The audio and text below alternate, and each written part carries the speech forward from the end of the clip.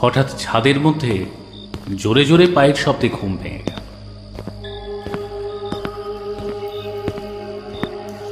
মাথার কাছে রাখা মোবাইলটার সুইচ টিপে দেখলাম রাত তখন 1:45।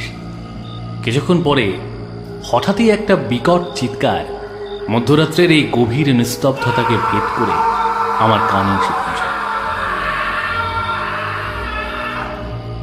কিছুক্ষণের মধ্যেই নিস্তব্ধতার চাদর আবার এই রাত্রিকে ঢেকে দিল। অনেকটা ঠিক পুকুরে একটি ইটের টুকরো ফেললে যেমন জল ছিঁড়ে ইটের টুকরোটি গভীরে ঢুকে আবার পরক্ষণেই উপরের জল ছুটে এসে সেই ফাটলকে বন্ধ করে আগের অবস্থায় ফিরিয়ে আনে, ঠিক তেমন আমি ধরফর করে উঠে বসে পড়লাম বিছানায়। পাশে রাখা টর্চটা হাতে নিয়ে বিছানা থেকে নামতে যাব, এমন সময় আমার বন্ধু প্রলয় হাতটা চেপে ধরে বলল, কোথায় যাচ্ছিস? শুয়ে পড়। কারো যেন জোরে একটা চিৎকার শুনলাম, মনে হয় কেউ বিপদে পড়েছে। আমিও শুনেছি, শুয়ে পড়। কি বলছিস তুই? একজন বিপদে পড়েছে আর আমি শুয়ে পড়ব? প্রলয় কথাগুলো এমনভাবে বলল যেন সাপে ব্যাঙ ধরেছে, যেন এটা একটা স্বাভাবিক প্রাকৃতিক ঘটনা মাত্র। তবু ছোটবেলায় চোখের সামনে এমন ঘটনা ঘটলে আমরা ঢিল ছুঁড়ে ব্যাঙটাকে বাঁচাবার চেষ্টা করতাম। এখানে একটা মানুষ সব শুনেও নিশ্চিন্ত মনে গভীর নিদ্রায় আচ্ছন্ন থাকবো কি করে? বললাম, তোর যদি প্রাণের এত মায়া থাকে তুই ঘুমো, আমি অন্তত বাঁচাবার তো চেষ্টা করি। না, সে মানুষ হলে তো বাঁচাবি, অশরীরের কাছে নয়। মানে? এই তো কয়েকদিন মাত্র এখানে এসেছিস, আস্তে আস্তে সব জেনে যাবি। তোর ভালোর জন্যই বলছি, শুয়ে পড়। হঠাৎ আমার মনে পড়ল মেসের মালিক ঘর দেবার সময় বলেছিল রাত্রিবেলা ঘর থেকে যেন বাইরে বের না হয়। তাই সাহস করে বাইরে বের হবার ইচ্ছা আর হলো না। শুয়ে পড়লাম। প্রথমে কিছুতেই ঘুম আসছিল না, নানা রকমের চিন্তা মাথার মধ্যে ভিড় করছিল। তারপর কখন ঘুমিয়ে পড়েছি।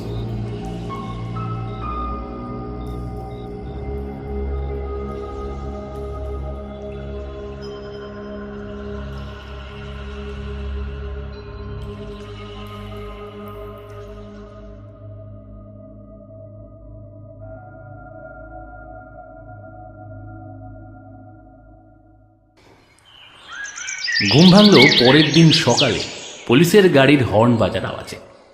ঘুম থেকে উঠে মুখ ধুয়ে সবে চা খেতে বসেছি, মোবাইলটা হঠাৎ বেজে উঠল। দেখলাম সত্যদা ফোন করেছে। ফোনটা ধরে সত্যদাকে সুপ্রভাত জানাবো তার আগেই সত্যদা বলল, কাল তোদের মেসে খুন হয়েছে।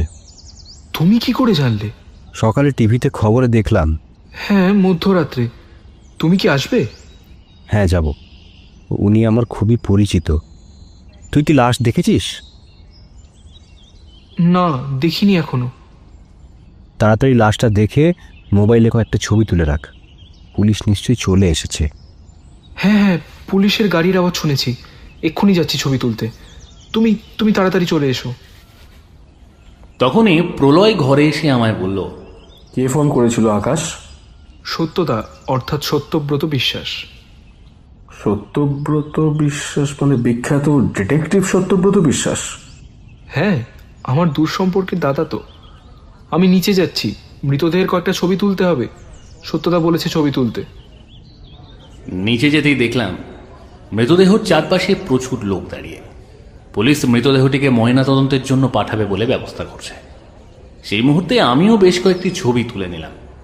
সকলের কানাঘুষো শুনে বুঝলাম যিনি খুন হয়েছেন তিনিও আমারই মতো কিছুদিন হয়েছে এখানে এসেছেন। প্রলয়ও চা খেয়ে নিচে নেমে এসেছে। বডিটাকে সদ্য গাড়িতে তুলেছে এমন সময় সত্যদা এসে উপস্থিত হল।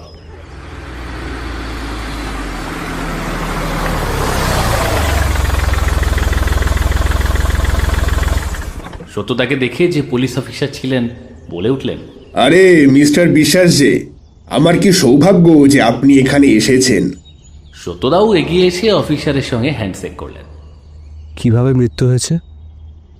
লাশ দেখে কি বুঝলেন? ঠিক বোঝা যাচ্ছে না, সুইসাইডও হতে পারে, আবার মার্ডারও। এর আগেও তো দুটো খুন হয়েছিল, ঠিক একইভাবে, একই প্রসেসে। বলেন কি, এর আগেও দুটো মার্ডার হয়েছিল? খুনি কি ধরা পড়েছিল? না না, কোনো খুনই ধরা পড়েনি, কারণ লোকের মুখে শুনেছি এই মেসে নাকি ভূত আছে, সেই নাকি এইসব খুন টুন করছে। ভূত খুন করেছে? বিষয়টাকে একটু তলিয়ে দেখতে হবে। ঠিক আছে officer, thank you for your information. পরে আপনার সাথে থানায় দেখা করছি। ওকে মিস্টার বিশ্বাস।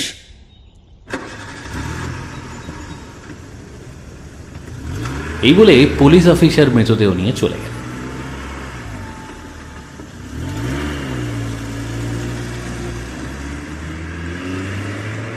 তখনও কিছু মানুষ নিজেদের মধ্যে কথাবার্তা বলছিল। সত্যদা আমাকে ইশারায় রুমে যেতে বলল। আমিও প্রলয় দুজনেই রুমে চলে গেলাম। কিছুক্ষণ পর সত্যদা আমার রুমে এলেন। প্রলয় চেয়ারটা এগিয়ে দিল। আমিও লাশের ছবিগুলো দেখব বলে সত্যদাকে ফোনটা দিয়ে দিলাম। Thank you. আচ্ছা, শুনলাম নাকি এর আগেও দুটো মার্ডার হয়েছে? আমি জানি না, প্রলয় হয়তো জানতে পারে। দুটোর কথা বলতে পারবো না, একটা জানি। কিভাবে হয়েছিল বলতে পারবি? ঠিক এই মার্ডারটার মতোই একই রকম ভাবে ছাদ থেকে ভূতে ঠেলে ফেলে দিয়েছে। এই ভূতের ব্যাপারটা কি? সত্যি কি এখানে ভূত আছে? গত রাত্রে 1:45 নাগাদ আমি ছাদে পায়ের আওয়াজ শুনেছি। প্রলয় শুনেছে? শুনেছি আজ থেকে বেশ কয়েক বছর আগে মেসের মালিক একবার একটি মেয়েকে থাকতে দিয়েছিল। মেয়েটি খুব গরিব ঘরের ছিল, কষ্ট করে ওর বাবা মা ওকে পড়াতো। মেয়েটির বাড়ি ছিল প্রত্যন্ত এক গ্রামে। ফাইনাল পরীক্ষায় খুব ভালো রেজাল্ট না হওয়ায় এক মধ্যরাত্রে ছাদ থেকে ঝাঁপ দিয়ে আত্মহত্যা করে। সেই থেকেই মেয়েটির আত্মা রাতে ঘোরাফেরা করে। অনেকদিন আগে দু একজন মাঝি ওই আত্মাটাকে দেখেও ছিল। পায়ের আওয়াজ প্রতিদিন ছাদে শোনা যায়? আমি গতকাল রাত্রে প্রথম শুনলাম। এর আগে যখন একবার মার্ডার হয়েছিল তখন রাত্রে ছাদে পায়ের শব্দ শুনেছিলাম। নিচের ঘরগুলোয় কারা থাকে? নিচে ঢুকেই প্রথম ঘরটা মেসের মালিক থাকে, তারপর মেসের রান্নাঘর। সিঁড়ির বাঁ দিকের ঘর দুটো সবসময় বন্ধ থাকে। একবার দুবার একটা ঘর খুলতে দেখেছিলাম। চল একবার ছাদে যাওয়া যাক। তারপর আমরা ছাদে গেলাম। ছাদের যে অংশ থেকে পড়ে গিয়ে মৃত্যু হয়েছে সেই জায়গাটা সত্যদা খুব ভালো করে দেখল। তারপর বলল, খুব ভালো করে আমার কথা শুন। এখানে যা কিছু ঘটছে তোরা দুজন সব কিছু লক্ষ্য রাখবি এবং আমাকে ফোনে জানাবি। নিচে যে ঘর দুটো বন্ধ থাকে ওই ঘর দুটো মধ্যরাত্রে খোলে কি না একটু লক্ষ্য রাখবি। মেসের মালিক তো রাত্রে ঘর থেকে বেরোতে বারণ করেছে, হয়তো ওই আত্মার কারণেই। কোনো আত্মাটা তো এখানে নেই, যদি থাকে সে কারো ক্ষতি করছে না। রাত্রে বাড়ির মালিক সিঁড়ির ওপর একটা গ্রিলের গেট করেছে, দেখেছেন নিশ্চয়ই। ওই গেটে তালা দিয়ে রাখে। নিচে নামবো কিভাবে? ঠিক আছে, আমি দেখছি কি করা যায়। তারপর আবার আমরা নিচে রুমে চলে এলাম। শোন, তোরা দুজন সকাল সকাল ঘুমিয়ে পড়বি, রাত্রি 12টা বাজলে উঠে পড়বি। মেসের চারিদিকে রাত্রে নজর রাখবি, প্রয়োজনে ছাদে দুজন উঠে চারিদিক লক্ষ্য রাখবি। রাত্রে ছাদে? কিন্তু আত্মা? আমি তো আগেই বলেছি কোনো আত্মা নেই এখানে। ভূতের ভয়কে কাজে লাগিয়ে নিশ্চয়ই রাত্রে এখানে কিছু হয়।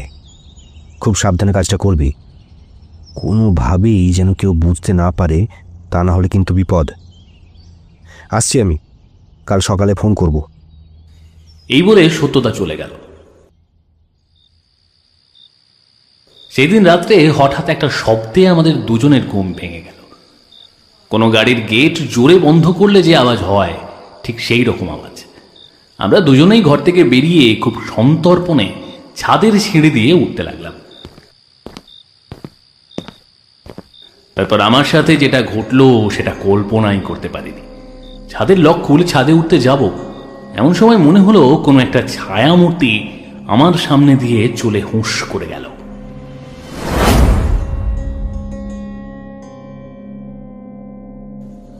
আমি প্রচন্ড ভয় পেয়ে গেলাম এবং প্রলয়ের হাতটা চেপে ধরলাম। কি হলো রে, এমন করে আটকে উঠলি কেন? ভূত! কোনো ভূত টুত কিচ্ছু নেই, তোর মনের ভুল। তারপর ছাদে উঠে দেখলাম দুটো লোক হাতে ব্যাগ নিয়ে মেস থেকে বেরিয়ে যাচ্ছে। মোবাইলে সময় দেখাচ্ছে তখন রাত 1:15। আরো ঘন্টাখানেক আমরা ছাদে থাকলাম, কিন্তু আর কোনো কিছু দেখতে পেলাম না। তারপর আমরা আবার রুমে ফিরে এলাম। কিছু বুঝতে পারলি? হ্যাঁ, দাদা সঠিকই অনুমান করেছে। কাল দাদাকে ফোন করে সকালে সব কিছু বলতে হবে। চল ঘুমিয়ে পড়ি এবার। ছাদের লক এঁটে এসেছিলিস তো? হ্যাঁ হ্যাঁ, এঁটেছি। চল এবার ঘুমিয়ে পড়ি।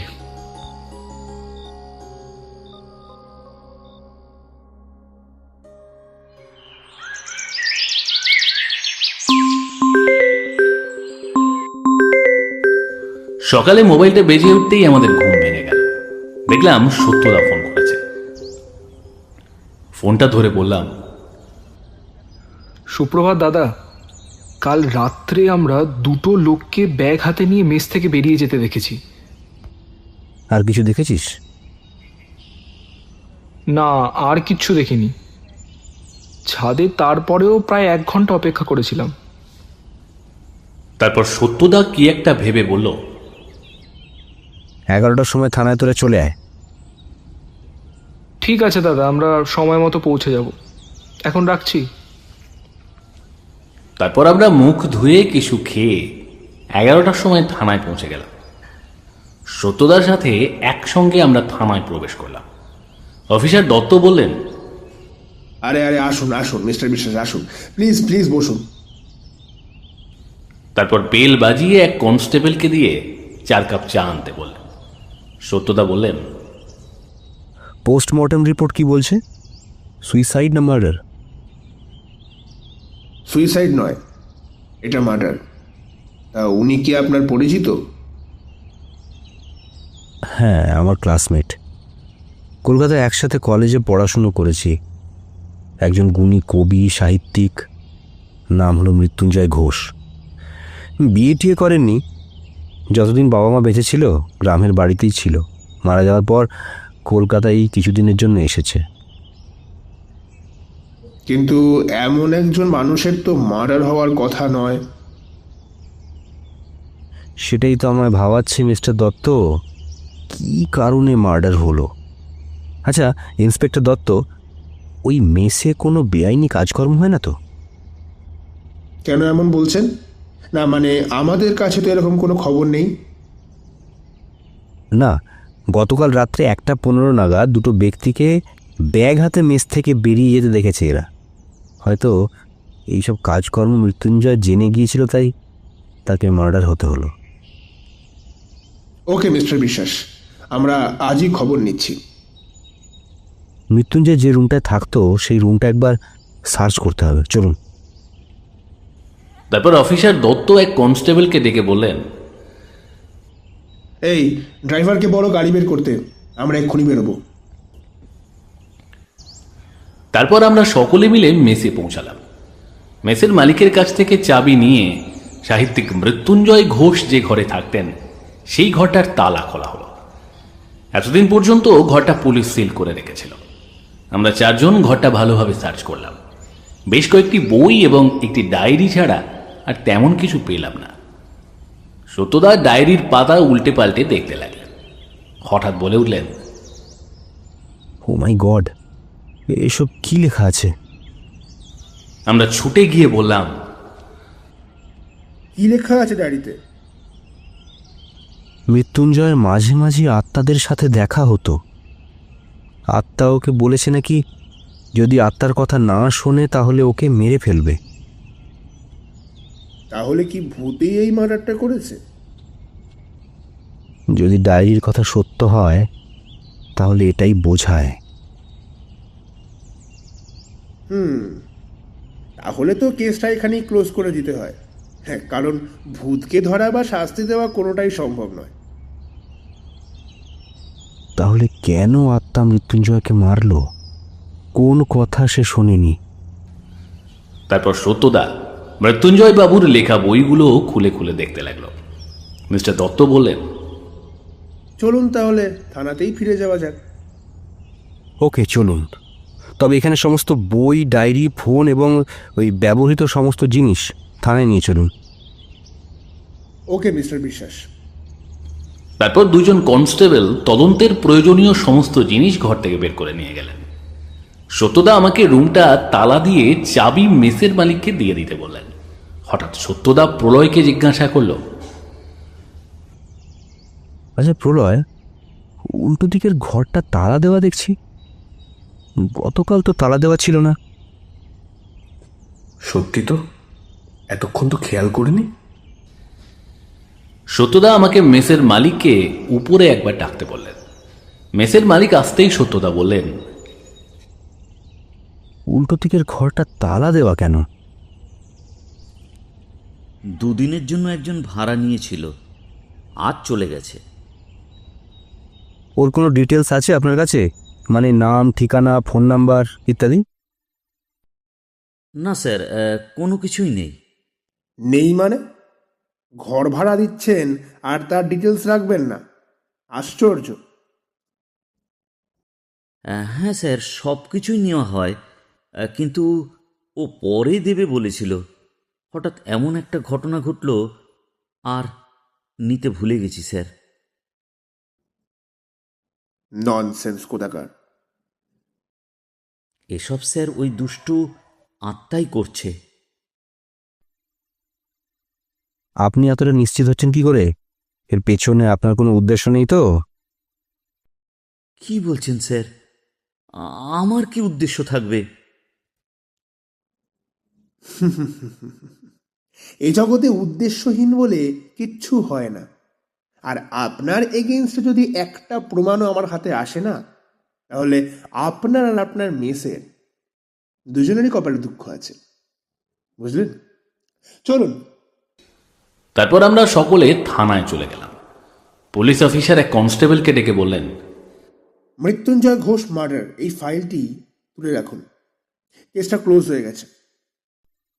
ওয়েট অফিসার, একবার মৃত্যুঞ্জয়ের ফোনটা আমাকে দিন। সুইচ অন করে ফোনটার কল রেজিস্টার চেক করছিল সত্যদা। হঠাৎ ফোনটা বেজে উঠল। ফোনটা ধরে সত্যদা বলল, হ্যালো। অজানা ব্যক্তি যিনি ফোনটা করেছিলেন তিনি বললেন, আপনি মৃত্যুঞ্জয় ঘোষ বলছেন? হ্যাঁ। আজকে আমার ওই ব্ল্যাক ডায়েরিটা চাই। সন্ধ্যা 7টার সময় নিকো পার্কের মেন গেটের সামনে দাঁড়াবেন। ঠিক আছে। তারপরেই ফোনটা কেটে গেল। কে এই ব্যক্তি?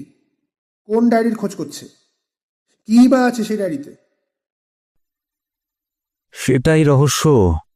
দেখুন তো, কোনো ব্ল্যাক ডায়েরি আছে কিনা। পুলিশ অফিসার এক কনস্টেবলকে ডেকে বললেন, দেখুন তো এর মধ্যে কোনো ব্ল্যাক ডায়েরি আছে কিনা। কিন্তু যে সমস্ত বই ও ডায়েরি আনা হয়েছিল তার মধ্যে কোনো ব্ল্যাক ডায়েরি ছিল না। না মিস্টার বিশ্বাস, কোনো ব্ল্যাক ডায়েরি নেই। তাহলে কোথায় গেল? ঘরে তো আর কিছু নেই। কেউ বা কারা ওই ব্ল্যাক ডায়েরির জন্য মৃত্যুঞ্জয়কে খুন করেছে, এটা পরিষ্কার হয়ে গেল, কিন্তু ডায়েরিটা কোথায়? সন্ধ্যা 7টার দিকে একবার নিকো পার্কের দিকে যাওয়া যায়, কি বলেন? অবশ্যই, কিন্তু তার আগে একটা ব্ল্যাক ডায়েরির ব্যবস্থা করতে হবে। অফিসার, লোকটাকে অবশ্যই ধরতে হবে, তবেই ডায়েরিটার রহস্য কি জানা যাবে। তারপর একটা দীর্ঘ নিঃশ্বাস ছেড়ে সত্যদা বলল, ওকে অফিসার, আসছি এখন, সন্ধ্যায় মিট করছি। এরপর আমরা সবাই থানা থেকে মেসে চলে গেলাম। 6:30টার মধ্যে আমরা পুলিশ অফিসার দত্তকে সঙ্গে নিয়ে নিকো পার্কের সামনে উপস্থিত হলাম। সত্যদা সাহিত্যিক মৃত্যুঞ্জয় ঘোষের মতো ধুতি পাঞ্জাবি পরেছিল, মাথায় সাদা কালো একটা পরচুলা লাগিয়েছিল যাতে কেউ তাকে চিনতে না পারে। অফিসার দত্ত সহ আমরা একটু দূরে দাঁড়িয়েছিলাম। সত্যদা একটা ব্ল্যাক ডায়েরি হাতে নিয়ে নিকো পার্কের মূল গেটের সামনে দাঁড়িয়ে থাকলো। ঠিক 7টার সময় গাড়ি থেকে নেমে একটি লোক সত্যদার সামনে দাঁড়ালো। ডায়েরিটা দিন। এই বলে লোকটি সত্যদার হাত থেকে ডায়েরিটা নেবে বলে হাত বাড়িয়েছে। তেমন সময় আমরা পিছনে এসে তাকে ঘিরে দাঁড়িয়ে পড়লাম। অপরিচিত লোকটি তখন বললেন, কারা কারা আপনারা? তোর জম পুলিশ। এটা শোনার পরেই লোকটি দৌড়ে পালাবার চেষ্টা করলো, কিন্তু আমরা সবাই মিলে তাকে ধরে ফেললাম। তারপর থানায় নিয়ে গেলাম। শুরু হলো জেরা। অবশেষে সে মুখ খুলল। নাম বিমল কর, চিপচেপে গরম, পরনের পোশাক অতি সাধারণ, এক মুখ দাড়ি, কাঁচা পাকা এলোমেলো চুল, চশমা ছাড়া কাউকে ঠিকমতো চিনতে পারে না। সে বলল, একটা পুরনো মন্দিরের পাশে গর্ত করার সময় গর্তের মধ্যে থেকে একটা ডায়েরি পাই, কালো রঙের। ডায়েরির মধ্যে অনেক অনেক কিছু লেখা ছিল। একটি কবিতাও ছিল। সেই সময় ওই মন্দিরটি দর্শন করছিলেন মৃত্যুঞ্জয় বাবু। উনি নিজের পরিচয় দিয়ে বলেন যে উনি একজন কবি। পরিচয় শুনে আমি মৃত্যুঞ্জয় বাবুকে ডায়েরিটা হাতে দিই। তারপর জিজ্ঞাসা করি, কি লেখা আছে ওই ডায়েরিতে? আমি মুখ্য মানুষ, যদি একটু পড়ে দেন। তখন উনি বললেন, কোথায় পেলি এই ডায়েরি? মন্দিরের পিছনে গর্ত খোলবার সময় গর্তের মধ্যে থেকে পেয়েছি। তোর খুব ভাগ্য ভালো। এর মধ্যে যা লেখা আছে তা শুনলে অবাক হয়ে যাবি। আমি তখন উৎসুক হয়ে জিজ্ঞাসা করি যে কি লেখা আছে বলুন না স্যার। এই ডায়েরিতে গুপ্তধনের সন্ধান আছে। আমি এটা শুনে অবাক হয়ে যাই। তাকে বলি, কোথায় গুপ্তধন আছে আমাকে জানাবেন, আমাকে জানান। উনি তখন বললেন, পরিষ্কারভাবে লেখা নেই, তবে একটা কবিতা আছে। এই কবিতাতেই গুপ্তধনের সন্ধান দেওয়া আছে। তখন আমি বললাম যে কবিতাটা পড়ে আপনি বলুন না, আপনি বলুন, আপনি তো কবি।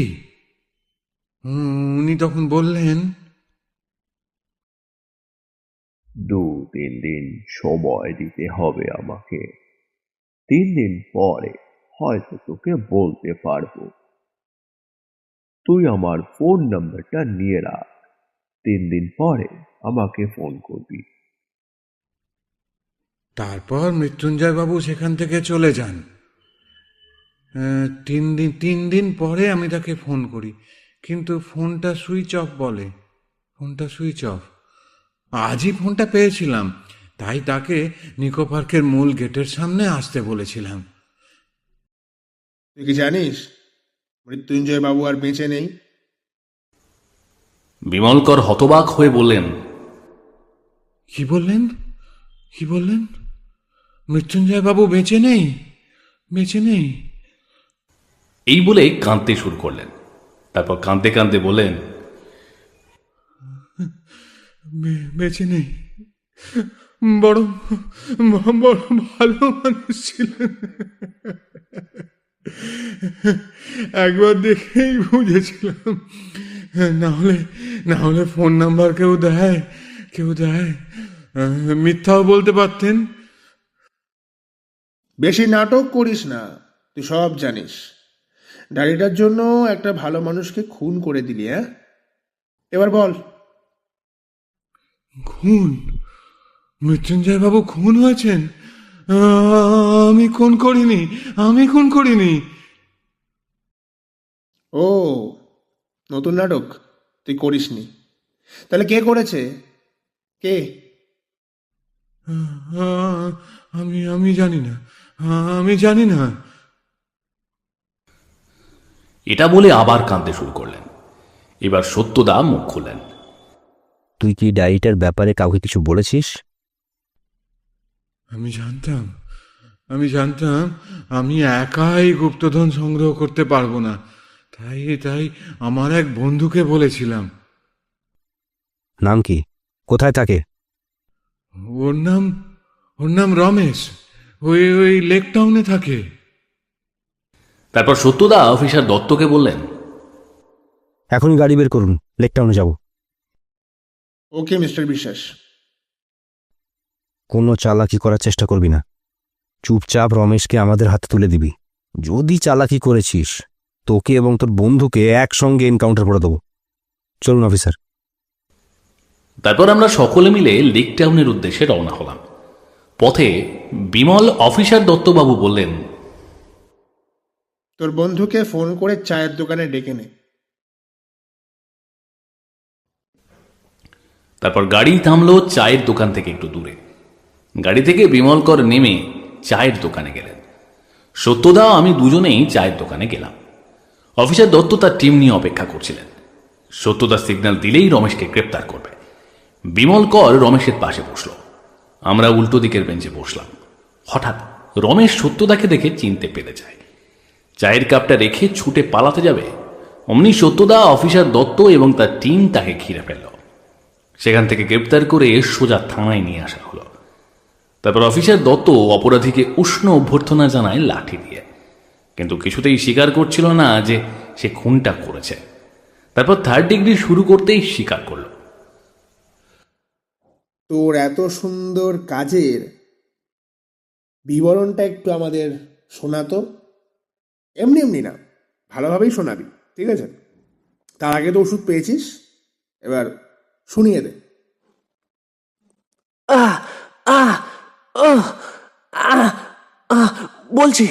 বলছি স্যার, আর মারবেন না। আমি আমি সবটা বলছি। আমি বিমলের কাছ থেকে যখন শুনলাম ও একটা ডায়েরি পেয়েছে এবং তাতে গুপ্তধনের সন্ধান আছে, আমার না খুব লোভ হলো। ওর কাছ থেকে আমি ডায়েরিটা চাইলাম, কিন্তু ও আমাকে বলল মৃত্যুঞ্জয় নামে এক কবিকে ওইটা দিয়েছে। আমি ওই কবির ঠিকানা চাইলাম।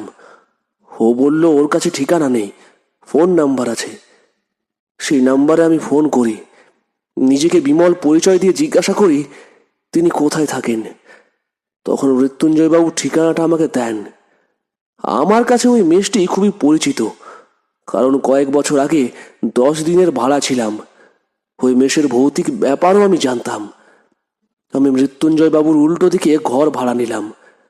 উনি যেহেতু বিমলকে চিনতেন, তাই আমি ভালো মতোই জানতাম যে তিনি আমাকে ডায়েরিটা দেবেন না এবং ডায়েরিতে কি লেখা আছে সেটাও বলবেন না। তবু একদিন সকালে মৃত্যুঞ্জয়বাবুর ঘরে ঢুকলাম। তখন উনি আমাকে দেখে জিজ্ঞাসা করলেন, কে তুমি? আমার ঘরে কেন এসেছো? নমস্কার, আমি বিমলের বন্ধু, ডায়েরিটা আমাকে দিয়ে দিন। যার ডায়েরি তাকেই দেব। আমি বললাম যে তাহলে কি লেখা আছে বলুন, কিন্তু সেটাও বলল না। তখন মাথায় আমার রাগ উঠে গেল। আমি তখন বললাম যে এর ফল ভালো হবে না। এই কথা বলে ঘর থেকে বেরিয়ে এলাম। মৃত্যুঞ্জয়বাবুকে দেখেছি মাঝে মাঝে মধ্যরাতে ছাদে উঠে পায়চারি করতে। সেই সুযোগটাই আমি নিলাম। সেদিন রাত্রে তিনি যখন পায়চারি করছিলেন, আমি তাকে পিছন থেকে ধাক্কা দিয়ে নিচে ফেলে দিই। আমি জানতাম তার চিৎকার শুনে কেউ ছুটে আসবে না, কারণ সকলেই জানে এটা ভূতের কাজ। তারপর ঘরে গিয়ে একটি ডায়েরিতে লিখে দিই যে তার সাথে কয়েকবার ভূতের সাক্ষাৎ হয়, ভূতের কথা না শুনলে তার মৃত্যু হবে। ওই ডায়েরিটা বইয়ের সাথে রেখে বাকি সমস্ত ডায়েরি ওখান থেকে আমি নিয়ে চলে আসি, যাতে হাতের লেখা দেখে কেউ সন্দেহ না করতে পারে। তোর সব পরিকল্পনা একদম ঠিকঠাক ছিল, কিন্তু ছোট একটা ভুল করে ফেলেছিস। মিস্টার বিশ্বাস, কি ভুল করেছে? মৃত্যুঞ্জয় একটি কবিতা কাগজে লেখা ছিল এবং কাগজটি একটি বইয়ের মধ্যে ছিল, যেটাও নিয়ে যেতে ভুলে গেছে। সেই দিনই দুটো হ্যান্ডরাইটিং পাশাপাশি রেখে মিলিয়ে দেখেছিলাম। তখনই বুঝেছিলাম এটা ভূতের কাজ নয়। এই ব্যাপারে তো আমাদের কিছু বলেননি। আমি সত্যতাকে জিজ্ঞাসা করলাম, বিমলবাবু যদি ফোন না করতো তাহলে তো খুনিকে ধরাই যেত না। একদম ভুল কথা। সুইচ অফ থাকায় বিমলবাবু ফোন না পেলেও ওনার ফোন নাম্বার মেসেজে শো করছিল। ওটা দেখেও আমাদের সন্দেহ হতো। তাছাড়া খুনের আগের দিন শুধুমাত্র একটা ফোন থেকেই ফোন করা হয়েছিল, যেটা রমেশের ফোন নাম্বার। তাই এভাবে খুনিকে ধরা একটু কঠিন হতো, কিন্তু বিমল কাজটা অনেক সহজ করে দেয়। মিস্টার বিশ্বাস, সত্যি ইউ আর এ গ্রেট। এরপর রমেশের বাড়ি থেকে পুলিশ কালো ডায়েরিটা উদ্ধার করে। পরের দিন আমি এবং সত্যদা থানায় গেলাম ডায়েরিটা দেখতে। আমাদের দেখে পুলিশ অফিসার বললেন, আসুন mister Biswas, please take your seat. Thank you. চা খাবেন? নো থ্যাঙ্কস, ডায়েরিটা দিন। ওকে, এ নিন। সত্যদা অনেকক্ষণ ধরে ডায়েরির প্রতিটা পাতা উল্টে পাল্টে দেখতে লাগলেন। তারপর ডায়েরিটা আমাকে দিয়ে বললেন, দেখ আকাশ, কবিতাটা পড়ে কিছু বুঝতে পারিস কিনা। আমিও ডায়েরির প্রতিটা পাতা উল্টে দেখতে লাগলাম। দেখলাম ডায়েরিটা জমিদার রুদ্রপ্রতাপ চৌধুরীর একটি বিষ্ণু মন্দির সম্বন্ধে অনেক কিছু লেখা আছে। তারপর কবিতাটি পড়তে আরম্ভ করলাম। চূড়ার দক্ষিণে যা, ঘোড়ার 12টি পা, একটি পা খোঁড়া, ঘোড়া এবার দাঁড়া, কোণের সোজা কোণ, আটকে যায় মন, ভূমের তলায় বন, বন সরিয়ে ধন। আমি কবিতাটি দুবার পড়লাম। তারপর সত্যদাকে জিজ্ঞাসা করলাম, এই কবিতাটির কি মানে? ঘোড়ার 12টি পা হয় নাকি? তা হয় না, তবে মানে জানতে গেলে ওই মন্দিরেই যেতে হবে। তারপর আমরা থানায় গাড়ি করে কয়েকজন কনস্টেবল ও কোদাল নিয়ে সেই মন্দিরে উপস্থিত হলাম। বিশাল এলাকা নিয়ে সেই মন্দিরটি। মন্দিরের স্থাপত্য ও ভাস্কর্য দেখে মুগ্ধ হল মন। সতদা খুব তীক্ষ্ণ দৃষ্টিতে মন্দিরটি পরিদর্শন করছিল। হঠাৎ ডায়েরিটা আমার কাছ থেকে চাইল। আকাশ, ডায়েরিটা আমায় দিয়ে তাড়াতাড়ি। ডায়েরিটা আমার কাছ থেকে নিয়ে কবিতাটি বিড়বিড় করে পড়তে লাগলো। তারপর বলল, পেয়েছি। কি পেয়েছেন? মন্দিরের চূড়ার দক্ষিণে ওই লাট বাংলোটি ঘোড়ার আকৃতিতে বানানো এবং সামনে একটি ঘোড়ার মুখও আছে। আর ঘোড়ার 12টি পা মানে 12টি থাম বা স্তম্ভের কথা বলা হয়েছে। এখন দেখতে হবে 12টি স্তম্ভের মধ্যে কোনটি একটু আলাদা। পেয়েছি, 9 নাম্বার স্তম্ভটি আলাদা, মানে খোঁড়া। এবার কোণের সোজা কোণ, আটকে যায় মন, অর্থাৎ 9 নম্বর স্তম্ভের সোজাসুজি ওই দূরের অপূর্ব ভাস্কর্যে আমাদের মন আটকে যায়। অফিসার, চলুন ওইখানে। দ্রুত আমরা সেখানে পৌঁছালাম। অফিসার, কনস্টেবলদের এখানে আসতে বলুন, এখানেই আছে গুপ্তধন। 4 জন কনস্টেবল কোদাল নিয়ে সেই স্থানটি খুঁড়তে শুরু করলেন। বেশ কিছুক্ষণ ধরে খোঁড়ার পর অনেক ভাঙা জিনিসপত্র বের হলো। অফিসার তখন বললেন, মিস্টার বিশ্বাস, এ তো একটা ভাঙা ফুটো জিনিসে ভর্তি। এটাই ভূমের তলায় বন বোঝানো হয়েছে। এগুলোকে সরালেই গুপ্তধন পাওয়া যাবে। তারপর সত্যিই আমরা গুপ্তধন পেলাম। অনেক সোনার মোহর, দামি রত্নরাজি এবং একটি বহু মূল্যবান রাধা কৃষ্ণের মূর্তি। জীবনে এত ধনসম্পদকে এই প্রথম দেখলাম। যার জন্য এটা সম্ভব হয়েছে তিনি হলেন গ্রেট গ্রেট ডিটেকটিভ আমার দাদা সত্যব্রত বিশ্বাস। থ্যাংক গড, আপনি ছিলেন বলেই এটা পসিবল হলো mister Biswas. Really you are a great. Salute sir.